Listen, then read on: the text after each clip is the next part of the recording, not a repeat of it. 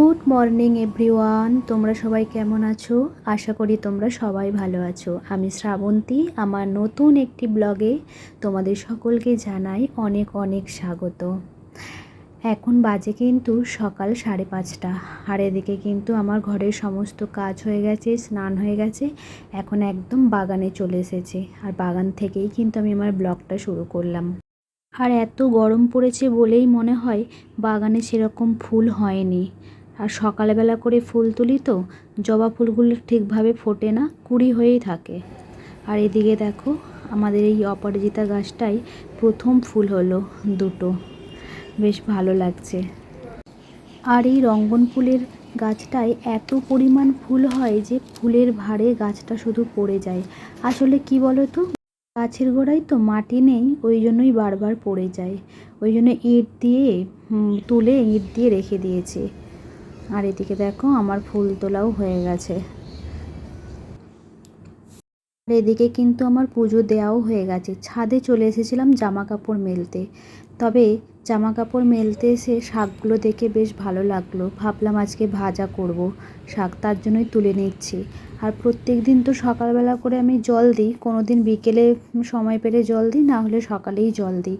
অনেকটা সকালে যেহেতু আমি ছাদে আসি, তো শাকটা দেখে বেশ ভালো লাগলো। আর এই শাক নাকি যত তুলবে ততই হবে, কারণ আমার দিদিই বলেছিল যে যত এই ডগগুলো কেটে কেটে নিবি ততই শাক, মানে কলমি শাকটা তত ভালো হবে। আর প্রত্যেকটা টবে যেই টবে আমি দিয়েছি গাছগুলো এত ভালো হয়েছে, খুব সুন্দর হয়েছে। হয়তো এই বৃষ্টিতে হয়তো আরও সুন্দর হবে। দেখো আমার কলমি শাকটা তোলা হয়ে গেছে, এগুলোই থাক। এরপর আমি নিচে চলে এসেছি, মানে বাগানে। ওই শাকের মধ্যে আরও কিছু শাক মেশাবো, তার জন্য চলে এলাম পুঁই শাক তুলতে। সব রকম শাক মানে ভাজা করলে বেশ ভালো লাগে। আর একটুখানি যেহেতু হয়েছে কলমি শাকটা, তাই ভাবলাম বাগান নিচে যাই, আরও কিছু শাক এর সাথে মিশিয়ে ভাজা করা যাক। তারপরে দেখো আমি ওই নরম নরম একদম কুমড়ো পাতাগুলোও তুলে নিচ্ছি। কুমড়ো পাতাগুলোও ভাজা করলে ভালো লাগবে খেতে। দেখো বন্ধুরা, এখানে কলমি শাক তুলে নিয়েছি, এখানে পুঁই শাক তুলেছি, মানে পুঁই পাতা, আর এখানে কয়েকটা কুমড়ো পাতা। আর এটা বর কিনে এনেছিল আগের দিনের নোটে শাক, তাই সব রকম শাক দেখবে ভাজা করলে বেশ ভালো লাগে। আর জানো তো, এই শাকগুলো দেখে আমার বাবার বাড়ির কথা মনে পড়ল। আসলে আমি তো গ্রামের মেয়ে, আর গ্রামে না শাকের অভাব হয় না, অনেক রকমের শাক পাওয়া যায় মাঠে। তাই না, যখন আমি এখানে আমাদের বাগানে যখন শাকগুলো তুলছি, তখন আমার বাবার বাড়ির কথা মনে পড়ছে। আমিও যেতাম আমার কাকিমাদের সাথে, আমার দিদিদের সাথে শাক তুলতে। এখানে একা তুলছি আর ওখানে সবাই মিলে তুলতাম শাক। কত রকমের শাক পাওয়া যেত। পাতাটা দেখো কত বড়, একটা ফুল পাতা এত বড়, দেখো মুখটাও রাখা, মুখের থেকেও বড়। দেখি তো পাতাটা কত বড় পাতা।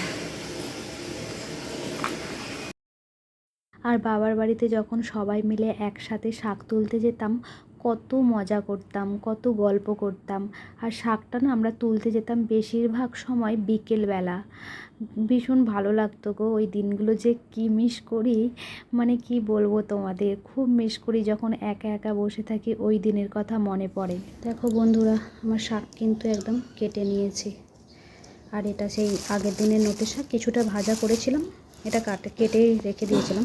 কিছুটা ভাজা করেছি আর কিছুটা রেখেছি, ভাবলাম এর মধ্যে ওই সব শাকগুলো মিশিয়ে ভাজবো, তাহলে ভালো লাগবে খেতে।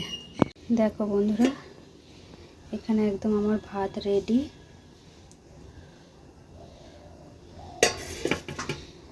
আর এখানে করেছি শাক ভাজা, ওই যে শাকটা কাটলাম বাগানের একদম টাটকা টাটকা শাক ভাজা হয়ে গেছে। আর এখানে করেছি মসুর ডাল, একদম পাতলা করে করেছি। আরও মাছ নিয়ে আসলে তারপরে মাছটা করব, এই কাজটা আমি এগিয়ে রাখলাম। আর দেখো বন্ধুরা, আজ সকালে আমি মুড়ি খাবো, তার জন্য একটু বেগুন কেটে নিয়েছি। ভাবলাম একটু বেগুনি করি, বেগুনি মুড়ি খেতে ইচ্ছে করছে, তাই জন্য বেগুনটা কেটে নিয়েছি। এরকম করেই কাটলাম, বেশি বড় বড় করে কাটলাম না, এরকম ছোট করেই কাটলাম। আমি তো খাবো একা, তাই আর এখানে বেসনটা গুলে নিয়েছি। আমি একা খাবো না, বড় খাবে, ওইখান থেকে দেবো দুটো, ও খাবে, ডালের সাথে ভালোই লাগবে খেতে। দেখো বন্ধুরা, আমার বর কি কি মাছ এনেছে দেখো। এই দুটো পাবদা, আর এই দুটো হচ্ছে বাচা মাছ, আর এই 3 পিস এনেছে কাতলা। অল্প করেই আনতে বলেছি, কারণ সামনেই তো জামাই ষষ্ঠী আছে, আবার বাজারে যাবে, তার জন্য বললাম অল্প করেই মাছ নিয়ে আসো। চলো। আর এদিকে দেখো, আমি আমার বরের খাবারটাও বেড়ে নিয়েছি, আর ওর সাথে আমিও খেয়ে নেব সকালের খাবারটা। আর এদিকে বাছা মাছটা কিন্তু আমি রান্না করেছি। আদা, রসুন, পেঁয়াজ, কাঁচা লঙ্কা, এমনকি টক দইও দিয়ে দিয়েছি, একসাথে পেস্ট করে নিই। ভাবছি দই কাতলা করব। চলো। 3 পিস কাতলা এনেছে, এই মাছটারই করব দই কাতলা। দেখো বন্ধুরা, কাতলা মাছটা ভেজে নিয়েছি, একদম হালকা করে ভাজতে হবে, মানে বেশি কড়া ভাজলে ভাল লাগবে না দই কাতলায়। আর এদিকে দেখো, পেস্টটা করে নিয়েছি, কিন্তু একটু জল দিয়ে দিয়েছিলাম তো, কারণ পাতলা হয়ে গেছে। আর এখানে 2টো এলাচ, তারপরে লবঙ্গ, দারচিনি সব নিয়ে নিয়েছি। এই চুল ছেড়ে বন্ধুরা আমি রান্না করতেই পারবো না। চলো রান্নাটা করে নিই, আমার এখন অনেক কাজ আছে। চলো। আসলে কী বলো তো, আগের দিন যদি মাছের বাজার করা থাকতো তাহলে আমাকে এই সময়টা রান্না করতে হতো না। কী আর করা যাবে, ওই ডবল খাটনি হয়ে গেল আর কি। আমি না বাচা মাছটা খাই না, তাই ভাবলাম দই কাতলা করি, আর আমার বড় তো খাবে রাত্রেবেলায় এসে, তাহলে সুবিধাই হবে। তো তার জন্যই এই টাইমটা আবার আমাকে কাতলা মাছটা রান্না করতে হয়েছে। দেখো বন্ধুরা, আজকে কিন্তু এইটা পরিষ্কার করে নেব। দেখেছো কেমন ময়লা পড়েছে, আর এর মধ্যে অনেক কিছু জিনিস ঢোকাতেও হবে, আর যেগুলো বাতিল সেগুলো বাতিল করতে হবে। চলো, ওইদিকে দই কাতলাটা হতে থাক, আর আমি এদিকে এগুলো পরিষ্কার করে নিই, তাহলে অনেকটা কাজ এগিয়ে যাবে। দেখো, দই কাতলাটা কিন্তু প্রায় হয়ে এসেছে, কিছুক্ষণ পরেই নামিয়ে দেব। এটা হতে থাক, আমি এদিকে কাজগুলো করে নিই। আর আমি না অনেক দিন থেকে ভাবছি এটা পরিষ্কার করব, আজকাল করে করে আর হয় না। আসলে ওই গরমের জন্য কিছু ভালো লাগছিল না করতে। দেখো বন্ধুরা, দই কাতলার ফাইনাল লুকটা তোমরা দেখে নাও।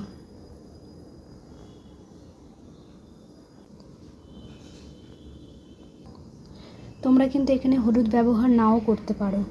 ক্যামেরাতে যতটা হলুদ লাগছে, কিন্তু অরিজিনাল রান্নাটা কিন্তু অতটা হলুদ লাগছে না। তবে আমি একটু লঙ্কা গুঁড়ো দিয়েছি, কারণ ঝাল একটু খেতে ভালো লাগে, তার জন্য। দেখো বন্ধুরা, আমি কিন্তু একদম ক্লিন করে নিয়েছি, আর সমস্ত যেগুলো বাতিল করার সেগুলো বাদ দিয়ে দিয়েছি, আর যেগুলো রাখা সেগুলো রেখেছি। কত ধুলো পড়ে একদম সুন্দর করে ক্লিন করে নিয়েছি একদম। ওইদিকে বাসন ধুয়েছি, কারণ এই কাপড়গুলো ধুয়েছি তো, বাসনও আছে ভেতরে, মেলে দিয়েছি এখানটায়, সুবিধা হয় এখানটায় মেলে দিলে ওগুলো। আর এদিকে তোমার সব কিছু একদম পরিষ্কার করে নিয়েছি, গ্যাস ট্যাস, এমনকি নিচেটাও একদম মুছে নিয়েছি। এরপর যাব ছাদে জামা কাপড় তুলতে, কারণ অনেকক্ষণ জামা কাপড় সেই সকালে মেলে দিয়ে এসছি, রান্নাঘরে এতক্ষণ টাইম চলে গেল। দেখো বন্ধুরা, মেঘের অবস্থা দেখো, একবার রোদ্দুর আর একবার মেঘলা, কিন্তু বৃষ্টির আর দেখা পাচ্ছি না। বীভৎস গরম, কি বলবো, একদম ভালো লাগছে না, না খেয়ে না ঘুমিয়ে না কোনো কাজ করে। বন্ধুরা, আর ভিডিওটা কিন্তু এগোলাম না, আজ এখানেই থাক। আবার দেখা হবে তোমাদের সাথে আরও একটি নতুন ব্লগ নিয়ে। ভালো থেকো, সুস্থ থেকো, সাবধানে থেকো, আর ভালো লাগলে একটি লাইক করে দিয়ে যেও। টাটা বন্ধুরা।